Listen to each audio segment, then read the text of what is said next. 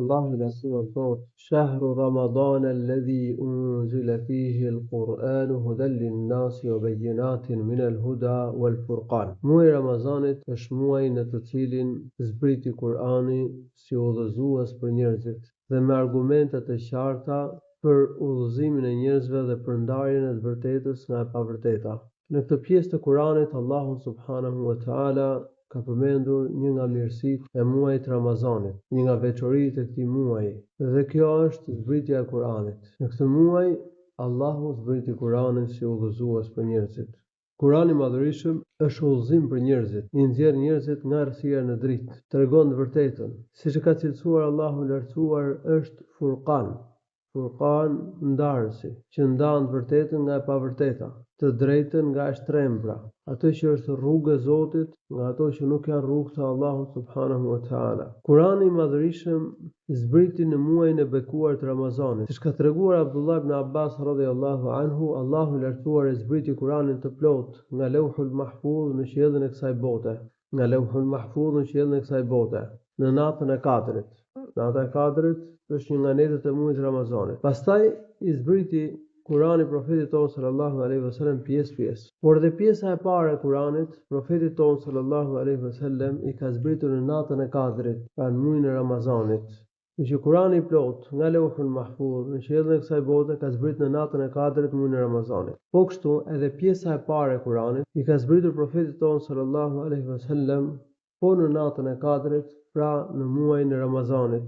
Ka një hadith që tregon se dhe librat e mëparshëm kanë zbritur po në muajin e Ramazanit. Ky muaj në të cilin ka zbritur ky libër i madh është një muaj i denj për caktimin e agjërimit në të. Kjo është një nga arsyet pse Allahu subhanahu wa taala e ka caktuar agjërimin në muajin e Ramazanit, sepse në këtë muaj ka zbritur Kurani, ka zbritur ky libër i madhërisht. Profeti ynë sallallahu alaihi wasallam në netët e muajit të Ramazanit takohej me Xhibrilin dhe përsëriste me të Kur'anin, e ju darisuhul Kur'an. Këndonte Xhibrili një pjesë dhe e këndonte të pjesë pas Xhibrilit profetit sallallahu alaihi wasallam. Ose këndonte një pjesë Xhibrili dhe profeti ynë këndonte pjesën pas saj.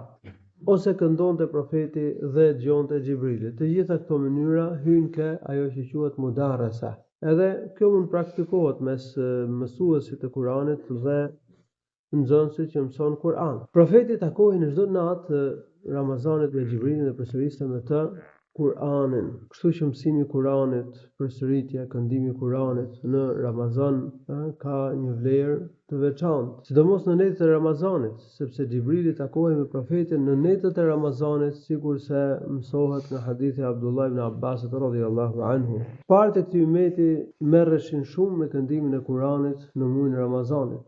Ata çdo ditë këndonin Kur'an në çdo muaj të vitit, po në muajin e Ramazanit e shtonin këndimin e Kur'anit. Për shembull, Qatada, Allahu e mëshiroft, ka qenë i tabiin, në çdo javë bënte një hatme të Kur'anit. Hatme do të thonë me e këndu Kur'anin të gjithë nga fillimi deri në fund. Pra një hatme e bënte në javë. Por në muajin e Ramazanit e bënte një hatme në 3 ditë, kështu thuhet. Ibn Shihab az-Zuhri thoshte për muajin e Ramazanit: "Inna ma huwa shahrun li it'ami at-ta'am wa qira'ati al-Qur'an." Ky është një muaj për këndimin e Kuranit dhe për të dhënë ushqim njerëzve. Imam Maliku, Allahu mëshiroft, në muajin e Ramazanit i linte mexhliset ku tregonte hadithe dhe merrej me këndimin e Kuranit. Allahu shpëlef të mira, walhamdulillahi rabbil alamin.